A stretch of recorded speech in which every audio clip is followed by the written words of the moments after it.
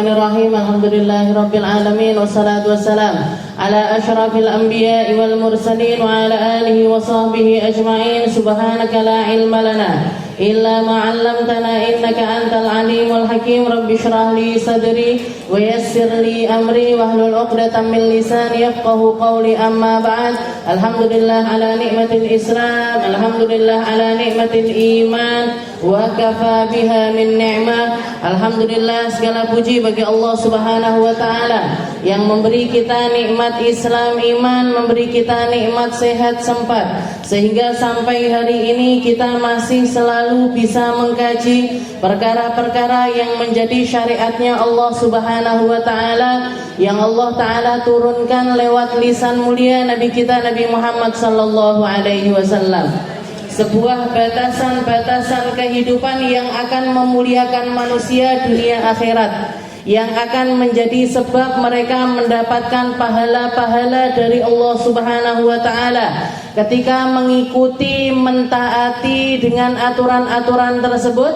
Perkara ini akan menjadikan seseorang itu hidup di atas muka bumi ini dalam keadaan yang baik, mati pun juga dalam keadaan yang baik, terhindar dari nerakanya Allah Subhanahu wa ta'ala. Sebagaimana Allah ta'ala mengajarkan kepada kita untuk mengatakan, untuk berdoa, untuk senantiasa minta sama Allah ta'ala, Rabbana atina fid dunya hasanah wa fil akhirati hasanah wa qina adzabannar. Ya Allah, kami minta hidup di dunia yang baik, mati di akhirat juga baik, sampai ke akhirat nanti tidak perlu mencicipi panasnya api neraka. Maka para ulama mengatakan yang dinamakan hidup di dunia yang baik ini gimana? Hidup di dunia yang baik itu adalah ketika kita mampu mentaati syariat-syariat serta aturan-aturan yang diperintahkan oleh Allah Subhanahu wa taala. Allah taala nyuruh kita salat, kita salat. Allah taala nyuruh kita puasa, kita puasa. Ketika Allah ta'ala memerintahkan sekarang kalian perempuan lagi haid, lagi nifas,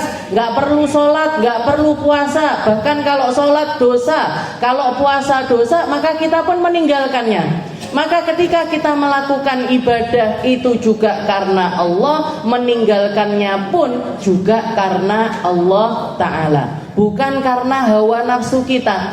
Jadi ibadah itu bukan milik-milikan, bukan. Pas milik ibadah, pas gak milik lain toh, nggih toh.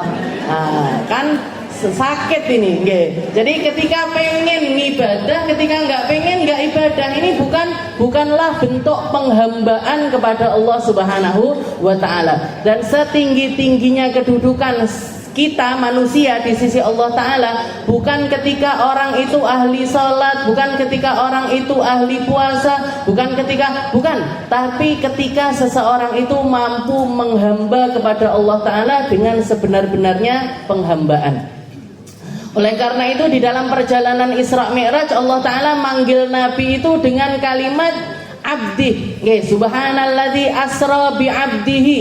Maha suci Allah ta'ala yang memperjalankan hambanya, bukan memperjalankan nabinya, bukan memperjalankan rasulnya, bukan memperjalankan kekasihnya, bukan memperjalankan manusia termulia, bukan. Tapi Allah ta'ala menggunakan kalimat asra bi abdihi, yang memperjalankan hambanya. Maka ketika manusia mampu menghamba kepada Allah ta'ala dengan sebenar-benarnya penghambaan, disitulah dia mendapatkan kedudukan tertinggi di sisi Allah Subhanahu wa ta'ala. Dan jalan penghambaan ini gak bisa kecuali lewat jalur ilmu. Ngerti yang halal, ngerti yang haram, ngerti yang benar, ngerti yang salah, ngerti bagaimana tata cara dia beribadah kepada Allah ta'ala maupun tata cara dia bermuamalah kepada manusia.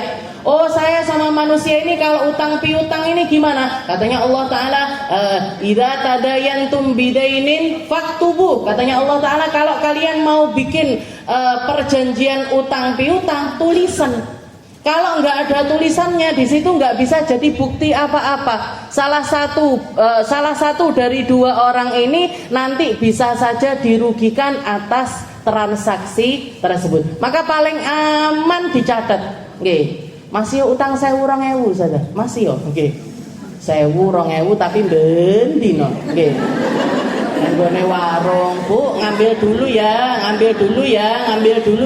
Nah, ini gimana ini? Caranya biar apa namanya? Biar transaksi ini nanti selesainya dalam keadaan yang baik. Jangan misalkan punya warung, buka tata cara sebenarnya enggak apa-apa wes tonggo-tonggo, ngutang-ngutang dhisik enggak apa-apa. Tapi ditulisi, Bu, dicateti. Ustazah Aminah ambil garam 2.000. Nah, besoknya minyak 3.000. Besoknya ini sekian. Nah, nanti totalan misalkan sebulan sekali berapa totalan saya? 200.000 Ustazah. Loh kok banyak sekali? Nggih, iki lho catetane Ustazah. Kok ndak percaya? Nggih, ada catatannya. Nggih. Jadi ketika ada catatan itu akan menjadi bukti kuat, tapi kalau nggak ada catatannya nggak akan bisa jadi bukti yang kuat. Oke, maka seperti yang beberapa kali istilahnya saya itu dididik sama abah saya, kata abah saya, kemungkinan baik itu nggak perlu dijaga. Yang perlu dijaga itu adalah kemungkinan buruk. Oke. Jenengan kemungkinan nanti bakalan jadi tambah baik pertemanannya, nggak perlu dijaga, Bu. Oke. Yang perlu dijaga itu adalah kemungkinan buruk. Nah, kemungkinan buruk ini paling seringnya itu datang dari jalur niki. Kalau sudah urusannya duit berduit, masih nominalnya kecil, jangan jenengan remehkan. Karena kecil lek keret nggih, menungso niki nggih kesel nggih. Jenengan bendino pergi makan bareng-bareng sama temennya, panggah ndak eruh-eruh hai. Aku bayaran sik yo, panggah gitu aja setiap hari. Nggih. Kancane sing disuruh bayar ini lama-lama yo, apa enggak aku terus sing bayar. Nggih. Lama-lama bakalan seperti itu. Sekaya apapun mereka, saya jamin, Bu. Oke. Jadi kemungkinan buruk itu harus dijaga. Kalau kemungkinan baik nggak perlu dijaga. Oke, nggak perlu dijaga jenengan. Jadi kalau mau transaksi apa-apa, mau utang piutang, mau jual beli, mau pinjam meminjam misalkan, maka sebaiknya apalagi kalau nominalnya besar itu harus ada catatannya, harus ada buktinya, harus ada hitam di atas. Kalau enggak sah. Ini aku bahkan jangan kalau ngelihat ayat tentang mudayanah, ayat tentang utang piutang, itu ayat terpanjang di dalam Al-Qur'an. Ayat sholat itu pendek, ayat wudhu itu pendek. Tapi yang paling dawa ayat utang piutang. Kenapa? Urusannya manusia biasanya paling panjang di situ. Sing gawe kisruh antara saudara, antara teman, antara relasi dan lain sebagainya, itu ada di dalam kecerobohan kita tentang perkara muamalah dengan sesama. Jadi dicatat, gak apa-apa kelihatan, kok sekali, kok istilahnya nopo? Dadak ngono barang nggak percaya karo aku. Bukannya nggak percaya, tapi saya ngikut aturannya Allah Ta'ala. Bukannya saya nggak percaya, tapi saya ngikut aturannya Allah. Siapapun yang ngutang sama kita atau ngambil sesuatu dari kita, sebaiknya itu ada hitung-hitungannya, ada tulisannya. Kita kembali, kita lanjutkan di dalam pembahasan kita, masih di dalam bab perkara-perkara yang diharamkan oleh Allah Ta'ala bagi perempuan haid dan juga nifas. Kalau minggu yang lalu kita bahas tentang puasa dan juga tolak. Tolak atau cerai. Cerai ini keharamannya ada di suami. Kalau mereka melakukan cerai, mengeluarkan atau mengucapkan kalimat cerai kepada pasangannya tidak sesuai dengan yang diajarkan sama Nabi Muhammad SAW, maka itu namanya talak bid'ah. Nama talaknya talak bid'ah. Pelakunya dapat dosa, pelakunya mendapatkan murka dari Allah Subhanahu wa Ta'ala, tapi talaknya tetap jatuh. Jadi yang laki-lakinya, dan ini keharaman ada di laki-laki. Laki-laki tersebut dosa kalau menceraikan istrinya dalam keadaan haid, dalam keadaan haid atau dalam keadaan suci, di mana di dalam waktu suci tersebut laki-laki tersebut sempat nyentuh pasangannya. Maksudnya sempat berhubungan suami istri di masa suci tersebut, maka di sini ketika laki-laki mengucapkan kalimat cerai di waktu tersebut, hukumnya adalah haram. Hukumnya adalah haram. Tapi meskipun haram, talaknya tetap jatuh. Jadi meskipun haram, talaknya itu tetap jatuh. Makanya Allah Subhanahu wa taala mengatakan di dalam Al-Qur'an, ya ayuhan nabi idza talaqtumun nisa fatalliquhunna li'iddatihinna wa ahsul iddah. Wahai para laki-laki, jika kalian ingin berpisah dengan istri-istrimu, maka ceraikan mereka dengan memperhatikan masa iddah dan hitunglah masa iddah mereka. Di sini kalimatnya pakai fi'il amr. Fi'il amr itu artinya adalah perintah, dan perintah di dalam Al-Quran itu paling awal kita ngambilnya hukum wajib. Jadi ketika laki-laki menceraikan pasangannya, fatalliquhunna li'iddatihinna, maka ceraikan mereka dengan tidak memberatkan masa iddah mereka.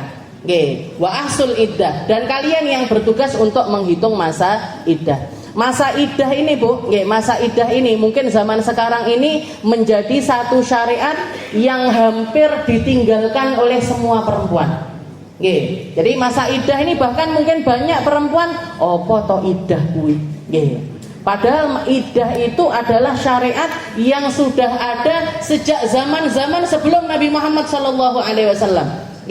Bahkan dikatakan sebelum datangnya Nabi, sebelum Nabi Muhammad terutus, sebelum Nabi Muhammad diutus, para perempuan-perempuan Arab, perempuan-perempuan Arab, perempuan Yahudi, perempuan Nasrani, mereka itu kalau berpisah dengan suaminya, dan kebanyakan pisahnya adalah pisah wafat, itu mereka menjalani masa iddah bukan 4 bulan 10 hari, tapi selama 1 tahun.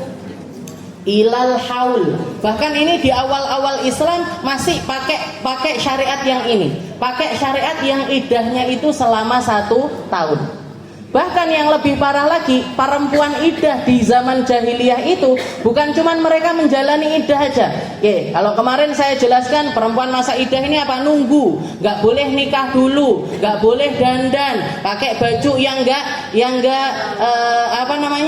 nggak kelihatan menceronong, istilahnya seperti itu. Tapi kalau dulu di zaman jahiliyah lebih parah, Bu.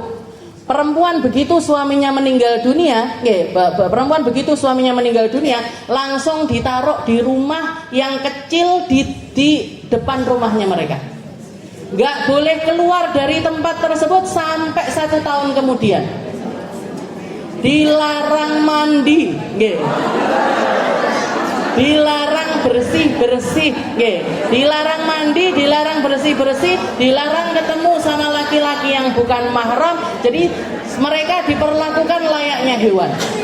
Sampai dikatakan waktu itu di zaman jahiliyah itu perempuan-perempuan kalau selesai masa iddahnya keluar dari ruangan itu kayak hantu. Kukunya udah panjang-panjang, hitam-hitam, rambutnya gimbal, nggak karu-karuan. Jadi zaman itu perempuan itu diperlakukan seperti itu, Bu. Ketika suaminya meninggal, mereka wajib menjalani iddah, tapi dengan cara yang tidak manusiawi semacam itu.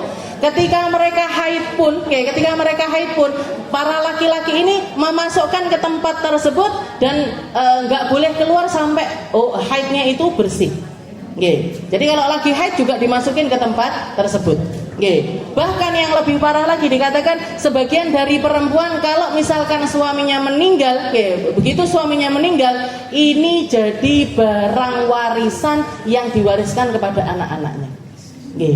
Makanya sampai kejadian di mana anak memperistri ibunya sendiri karena nganggep ibu ini tadi barang warisan dari bapaknya. Jadi wes akalnya nggak karu-karuan. Makanya dikatakan di awal masa iddah, di awal Islam Allah Taala masih mempertahankan perempuan-perempuan yang walladzina yutawaffawna minhunna azwajuhun, perempuan-perempuan yang ditinggal wafat oleh suaminya, fa'iddatuhunna, iddahnya mereka ilal hauli ghaira ikhraj, selama 1 tahun. Tapi beberapa waktu kemudian turun lagi ayat yang menasakh ayat ini, yang menghapus hukum dari ayat ini. Ayat yang 1 tahun itu dihapus, tapi bacaannya masih akan jenengan temukan di dalam Al-Quran. Makanya kalau jenengan baca terjemah Al-Quran misalkan, loh ini kok ada idahnya perempuan katanya 1 tahun. Setelah itu di ayat lain, loh ini idahnya perempuan kok 4 bulan 10 hari. Itu Bu, yang turun pertama yang 1 tahun, setelah itu turun kedua 4 bulan 10 hari, maka hukum yang pertama ini terhapus dengan turunnya ayat yang kedua. Nah, makanya ngaji tafsir, ngaji Al-Quran itu harus ngerti ilmu-ilmu yang semacam ini. Namanya ilmu nasikh mansukh. Mana yang datang duluan, mana yang datang terakhir. Yang datang terakhir yang dipertahankan hukumnya di dalam Islam. Bahkan ada ayat-ayat yang tulisannya sudah enggak kita temukan di dalam Al-Quran, tapi hukumnya masih berlaku. Seperti katanya Sayyidina Umar mengatakan, dulu kami membaca ayat ini, dan dulu kami menganggap ini termasuk ayat-ayat Al-Quran, tapi kemudian dihapuskan bacaannya, tapi hukumnya masih berlaku.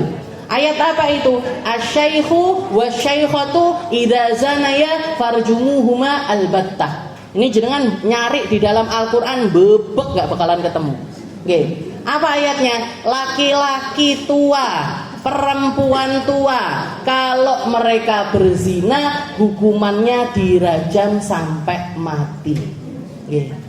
Laki-laki zina yang sudah menikah, perempuan zina yang sudah menikah, kalau mereka melakukan perzinahan tersebut padahal punya ikatan pernikahan atau sudah pernah menikah, hukumannya adalah dirajam sampai mati.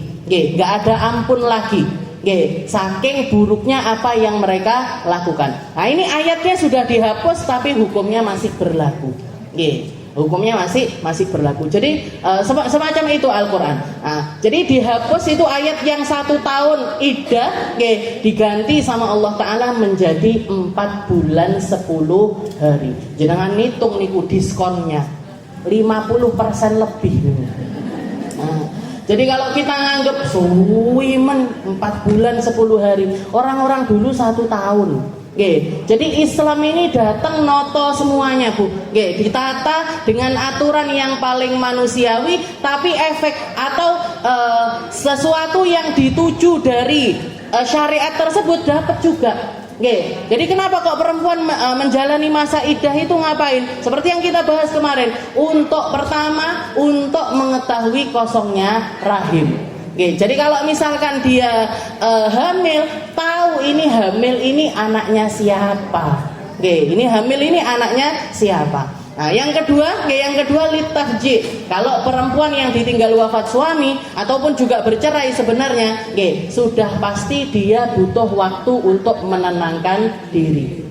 Butuh waktu untuk menenangkan diri. Dan waktu yang dianggap sama Allah Ta'ala paling pas untuk perempuan itu menenangkan diri, yaitu 4 bulan 10 hari. Dan yang ketiga adalah untuk sebagai bentuk ibadah seorang perempuan. Nah, ini makanya saya perlu ini iddah ini syariat yang agak asing di zaman sekarang ini untuk dijalani perempuan. Padahal penting sekali. Padahal penting sekali. Dan perempuan ketika masih berada di masa iddah, kok dia melakukan akad nikah atau dipinang sama laki-laki, maka pinangannya nggak sah. Jadi kalau nikah di masa iddah, nikahnya nggak sah. Kalau nikah nggak sah, berarti setiap kali berhubungan badan dianggap zina. Kalau nanti punya anak, anaknya nggak bisa dinasabkan kepada bapaknya. Jadi harus hati-hati sekali. Nah, kalau jenengan nyari mantu, kudu ditelok. Iki wis rabi apa urung? Iki bojone wong apa duduk? Kalau sampai istrinya orang nggak boleh dipinang. Jadi masa iddah, berapa masa menunggunya perempuan ini? Jadi perempuan pisah sama suami itu 2 macam. Ada yang pisah wafat, ada yang pisah hidup. Ada yang pisah wafat. Pisah wafat gimana? Pisah wafat ya suaminya meninggal. Ketika perempuan ditinggal wafat suaminya, kalau dia dalam keadaan hamil, kalau perempuan tersebut dalam keadaan hamil, maka iddahnya sampai melahirkan. Wa ulatil ahmal ajalahunna ayyadhna hamlahun. Katanya Allah Ta'ala, para perempuan yang lagi hamil kalau mau selesai masa iddahnya adalah ketika bayinya dia lahir. Mau lahir normal ataupun lahir dalam keadaan prematur atau lahir keguguran, pokoknya janin yang di dalam kandungannya ini keluar, maka waktu itu juga masa iddahnya ini selesai. Saya punya teman di Jakarta dulu, kakak kelas saya senior, agak jauh, senior jauh. Beliau itu nikah, setelah nikah langsung hamil. Setelah hamil dapat 9 bulan, dikatakan waktu selemet mau lahiran, beliaunya masuk rumah sakit. Nggak lama setelah itu suaminya ambruk di rumah sakit, masuk juga, langsung masuk ICU.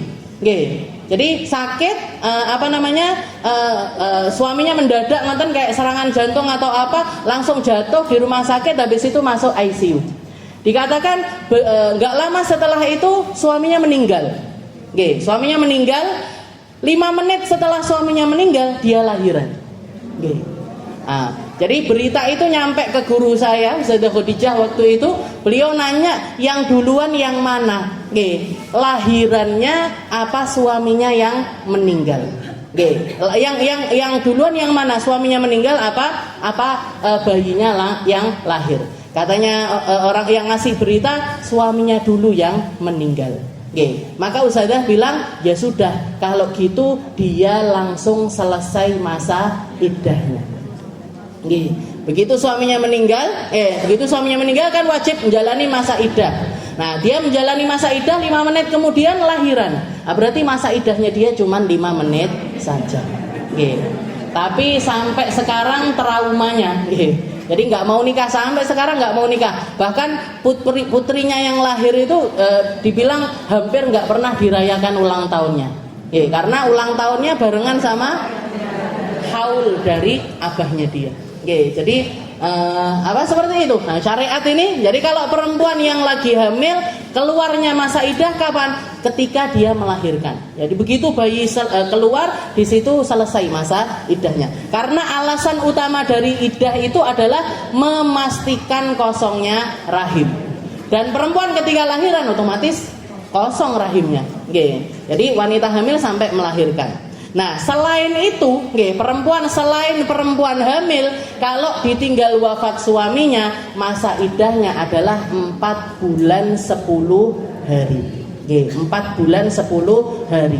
Dihitung pakai bulan Hijriyah, bukan bulan Masehi. Jadi bukan Januari, Februari, Januari, Februari, Agustus, Januari, Februari, Maret. Tapi pakainya Muharram, Safar, Dzulqa'dah, Dzulhijjah dan lain sebagainya. Jadi dihitung sampai 4 bulan 10 hari. 4 bulan 10 hari. Nah, setelah itu kalau cerai hidup, ini yang macam-macam. Kalau cerai dalam keadaan hidup, maksudnya pisah, yang laki masih hidup, yang perempuan juga masih hidup, maka perempuan sama. Kalau wanita hamil sama. Selesainya masa iddah adalah begitu dia melahirkan. Lahir anaknya, selesai masa iddahnya. Setelah itu kalau misalkan dia adalah perempuan yang masih rutin haid, maka selesai masa iddahnya adalah salasata quru. 3 quru. 3 quru ini para ulama berbeda pendapat. Ada yang mengatakan yang dimaksud di situ adalah haid, ada yang mengatakan yang dimaksud di situ adalah suci. Bisa. Jadi patokannya bisa di haid, patokannya bisa di suci. Tinggal ngelihat gimana cara dia itu ketika cerai. Jadi waktu cerai ini di saat apa dia? Kalau dia cerai di waktu suci, makanya dikatakan paling ajarannya Nabi kalau mau mencerai perempuan itu di masa suci yang tidak disentuh, karena di situ masa idahnya dia akan masa idahnya dia paling pendek. Jadi misalkan perempuan di talak ketika dia dalam keadaan suci, maka ngelihat darah pertama, jadi haid yang pertama setelah cerai itu sudah dianggap satu quru. Setelah itu suci, setelah itu haid yang kedua dianggap 2 quru. Begitu ngelihat darah yang ketiga selesai masa idahnya. Begitu ngelihat darah yang ketiga ini selesai masa idahnya dia. Jadi darah pertama, darah kedua, ngelihat darah yang ketiga langsung selesai masa idahnya. Nah, tapi kalau misalkan dia dicerai di masa haid, diceraikan di masa haid, diceraikannya di masa haid. Haid masih nunggu sampai suci, masih nunggu sampai suci. Setelah itu nunggu waktu suci lagi, nunggu waktu suci lagi. Setelah itu ngelihat darah pertama, habis itu suci. Ngelihat darah kedua, habis itu suci, suci yang ketiga, setelah suci yang ketiga, haid yang ketiga, dia baru selesai masa idahnya. Jadi ketambahan masa suci di awal sama nunggu selesainya dia haid. Jadi waktu yang segitu itu diperhitungkan sama Allah Ta'ala. Yang lebih parah lagi, kalau di masa suci yang di situ sempat disentuh, yang di situ sempat digauli. Maka misalkan perempuan ini suci, diceraikan di waktu suci, tapi sempat digauli di waktu tersebut. Setelah itu dia keluar darah, maka keluar darah pertama ini nggak terhitung. Keluar darah yang pertama itu nggak terhitung 1 quru. Dia harus nunggu waktu suci, habis itu haid, suci, haid, suci, haid yang keempat baru selesai masa idahnya. Tambah panjang lagi. Itu yang diperhitungkan sama Allah Ta'ala. Jadi perempuan ketika dia cerai dalam keadaan masih rutin siklus haidnya, maka masa idahnya adalah 3 kali siklus haid, 3 kali sucian, atau ngelihat darah yang ketiga baru selesai masa idahnya. Haid yang ketiga baru selesai masa idahnya. Setelah itu ada juga model bukan model, Jadi perempuan misalkan cerai sama suaminya dan dia sudah monopos, umur 80 tahun cerai misalkan.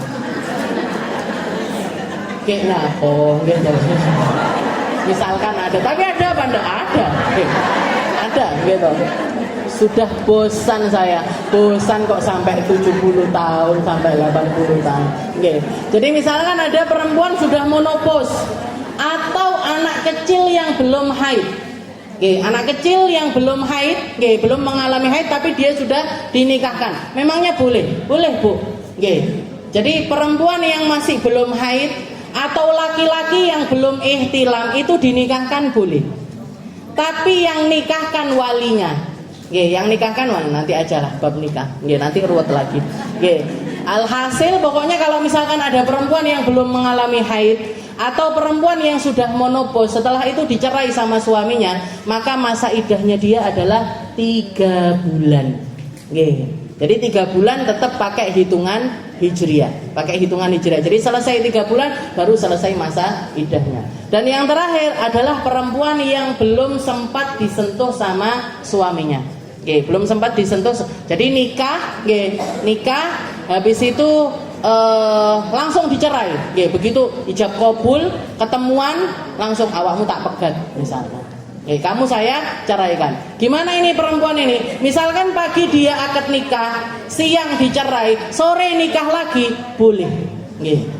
Kenapa? Karena dia nggak perlu menjalani masa iddah. Nggak perlu menjalani masa iddah. Wong durung nyapo-nyapo, gitu. Dan perpisahannya adalah pisah cerai. Kalau pisahnya pisah wafat, tetap wajib menjalani masa iddah. Jadi misalkan kayak yang minggu lalu saya contohkan, ada misalkan suami istri baru akad nikah, habis itu naik mobil mau pulang ke rumah kecelakaan. suaminya langsung meninggal. Gimana ini perempuan? Wajib menjalani masa iddah 4 bulan 10 hari. Tapi kalau cerai, pisahnya pisah cerai, nggak perlu jalanin masa iddah. Nggak perlu jalani masa iddah. Jadi habis angkah tuka habis ijab kabul, langsung kamu tak cerai, langsung talak bain misalkan, langsung talak 3. Pagi dia akad nikah, siang diceraikan misalkan, siang diceraikan, atau waktu pagi itu juga langsung cerai, jam 2 langsung kenalan sama laki-laki lain, habis maghrib langsung rapi neh. Gimana ini kayak gini? Boleh dan sah, karena dia nggak perlu menjalani masa. Loh, semuanya bisa terjadi loh gitu. Nah, semuanya bisa terjadi. Jadi aturan Islam itu detail sekali, aturan Islam. Dan itu ada ayatnya loh, Bu.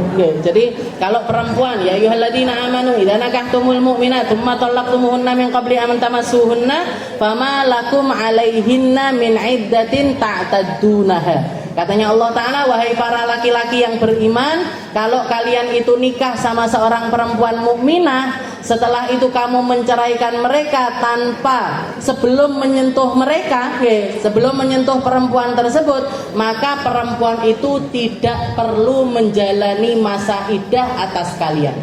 Yo ndak perlu sedih, nggak perlu kaget, nggak perlu memastikan kosongnya rahim. Jadi fama lakum alaihinna min iddatin ta'taddunaha. Perempuan itu nggak perlu menjalani masa iddah untuk berkabung atas kalian, nggak perlu. Nah, karena di sini pisahnya adalah pisah cerai. Jadi ini tadi, jadi saya perlu membahasnya agar jenengan tahu, karena ini urusannya sama keabsahan atau enggak sahnya sebuah pernikahan. Laki-laki boleh nikahin perempuan kalau perempuan itu enggak terikat sama pernikahan, enggak terikat dengan pernikahan yang lain dan atau sesuatu yang efek dari pernikahan tersebut. Apa efek dari pernikahan itu? Ya iddah. Perempuan masih di masa iddah itu enggak boleh dinikahi. Kalau kenalan tok boleh enggak Ustazah? Boleh. Ta'aruf gimana? Boleh. Jadi misalkan wis diindi-indii, baru selesai cara, misalkan suaminya meninggal ngoten atau cerai, ini jenengan wis melek tak dekne mantu iki bar iki. Piye? Nah, nanti kalau sudah selesai tak ini ya, saya datang ya minang kamu buat anak saya. Dia masih di masa iddah, gimana? Boleh. Tapi akad nikahnya harus setelah selesai masa iddah. Dulu di zaman Nabi itu seperti itu, Bu. Perempuan-perempuan yang ditinggal wafat suaminya, apalagi di medan peperangan, itu para laki-laki itu rebutan buat memperistri mereka. Sayyidah Asma, itu sampai nikah 3 laki-laki semuanya luar biasa. Suaminya yang pertama Sayyidina Ja'far At-Thayyar. Sayyidina Ja'far ini sepupunya Nabi, kakaknya Sayyidina Ali bin Abi Thalib yang wafat di perang Mu'tah. Yang dikatakan sama Nabi Muhammad SAW, Sayyidina Ja'far itu meninggal dalam keadaan 2 lengannya terputus. Allah Ta'ala menggantikan 2 lengannya tersebut dengan 2 sayap yang bisa dia pakai untuk keliling-keliling di surganya Allah Ta'ala. Ini suami pertamanya Sayyidah Asma. Selesai dari masa iddahnya langsung dipinang Sayyidina Abu Bakar. Abu Bakar As-Siddiq yang nikahin beliau. Wafat Sayyidina Abu Bakar dipinang sama Sayyidina Ali bin Abi Thalib. Jadi punya suami 3 kabeh pendekar-pendekar.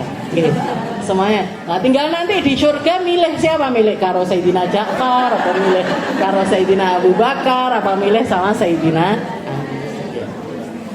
Nah itu, jadi ini masa iddah. Setelah itu keharaman yang berikutnya dari perempuan haid dan juga nifas adalah mubasyaratu ma baina surrah war rukbah. Perempuan ketika masih di masa haid atau masih di masa nifas, mereka dilarang melakukan hubungan suami istri. Dan sekali lagi ini keharamannya juga di laki-laki. Kalau sampai kejadian misalkan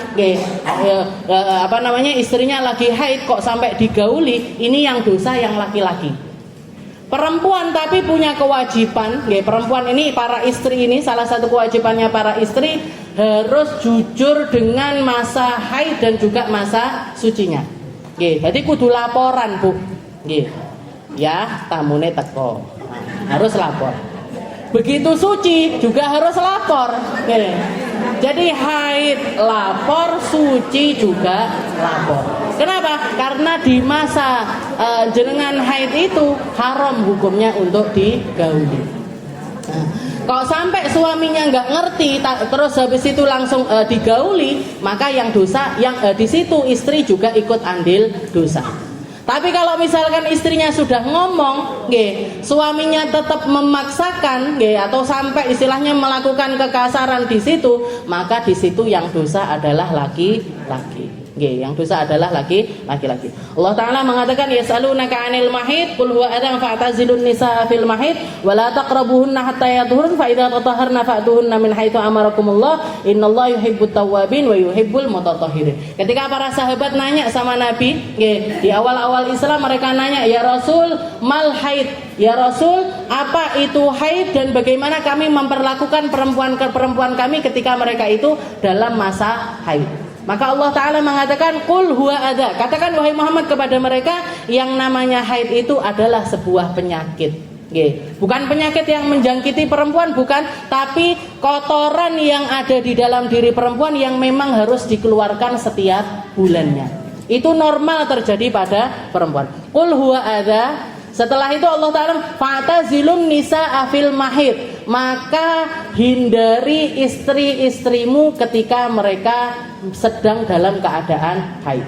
Nabi Muhammad mencontohkan yang dimaksud meninggalkan perempuan ini sebatas apa? Sekamar boleh, seranjang boleh, tidur bersama boleh. Katanya Nabi, if'alu kulla syai'in lan nikah. Silahkan lakukan apapun bersama istrimu, tapi yang enggak boleh cuman berhubungan intim. Paham nggih? Berhubungan intim. Enggak usah dijelaskan. Apa kudu dijelaskan?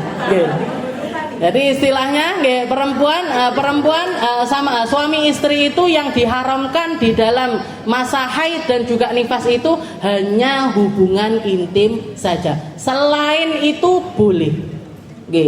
Bojone jenengan melek ngemut rambutnya, silahkan. Melek apa?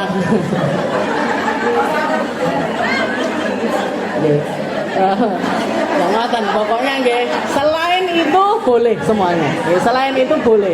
Yang nggak boleh cuman hubungan suami istri.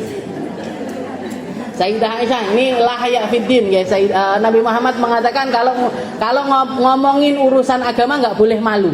Nggak boleh malu. Dikatakan Sayyidah Aisyah menceritakan Rasulullah itu kalau ingin mendatangi istrinya dan istrinya dalam keadaan haid, dan istrinya dalam keadaan haid, Rasulullah memerintahkan mereka untuk ngerapeti sarungnya. Jadi sarungnya itu dirapeti, dirapeti. Tapi Sayyidah Aisyah di situ nambahi, Sayyidah Aisyah nambahi, wa malakum min irbin mithla irbi Rasulillah. Katanya Sayyidah Aisyah, tapi siapa di antara kalian para laki-laki yang memiliki pengendalian diri seperti pengendalian dirinya Nabi Muhammad Shallallahu Alaihi Wasallam. Istilahnya apa? Beliau mewanti-wantikan, kalau kalian nggak takut kebablasan, silahkan lakukan. Tapi kalau takut kebablasan, mendingan nggak usah. Gak usah nerokne seperti yang dilakukan sama Rasulullah Shallallahu Alaihi Wasallam. Karena takutnya akan terjadi sesuatu yang diharamkan. Dan sebagian ulama mengatakan kalau sampai kejadian itu ada dendanya. Ada dendanya. Jadi misalkan perempuan digauli dalam keadaan haid, itu ada yang mengatakan wajib bayar denda. Dendanya itu setengah dirham. Setengah dirham. 1 dirham itu mungkin sekitar 200 ribuan, jadi mungkin sekali ngoten itu 100 ribu. Dibayar ke siapa Ustaz? Ke fuqara masakin, ke orang-orang. Jadi sedekah lah istilahnya, sedekah untuk membayari hal tersebut. Mubasyaratu ma baina surrah war rukbah. Jadi wala taqrabuhunna hatta yatun. Katanya Allah Taala fa'tazilun nisaa fil mahid. Hindari istri-istrimu ketika mereka dalam keadaan haid. Wala taqrabuhunna hatta yatun. Jangan kalian dekati kecuali mereka benar-benar sudah suci. Imam Syafi'i dan semua ulama di madhab Imam Syafi'i dan sebagian besar dari madhab yang lainnya mengatakan yang dimaksud sampai mereka suci ini adalah berhentinya darah dan mandi suci. Jadi bukan cuman selesai darahnya aja, bukan cuman sampai berhentinya darah aja, tapi sudah berhenti darahnya dan sudah mandi besar, baru boleh digauli lagi. Tapi kalau misalkan masih berhenti darahnya aja, belum sempat mandi, bojone wis njaluk, nah ini juga masih masuk kategori haram. Durung sempat adus sudah melakukan hubungan suami istri. Maka di sini yang mau tamat di situ ada dosa.